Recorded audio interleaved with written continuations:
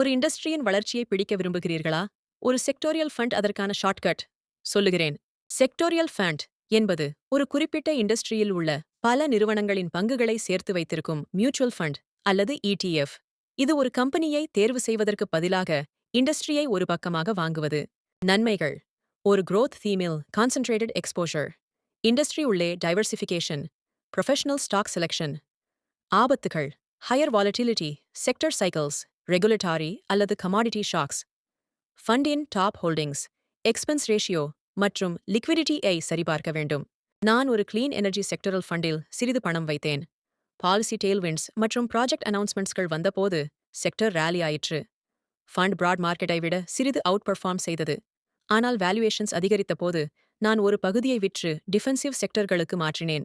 Use case: tactical exposure to a theme, short to medium term bets, complement to a diversified core portfolio. Caution: ஒரே செக்டரில் over concentrate செய்யாதீர்கள். Time horizon வைத்துக் கொள்ளுங்கள். Fees மற்றும் tax இம்ப்ளிகேஷன்ஸை கவனியுங்கள். ஒரு எளிய செக்டரல் ஃபண்ட்ஸ் செக்லிஸ்ட் வேண்டும் என்றால் செக்டர் என்று காமெண்ட் பண்ணுங்கள். எப்போது நுழையலாம், எவ்வளவு அலோகேட் செய்யலாம், எப்போது எக்ஸிட் செய்யலாம் என்பதை கொடுப்பேன். கல்வி தகவல் மட்டுமே, நிதி ஆலோசனையாக கருத வேண்டாம்.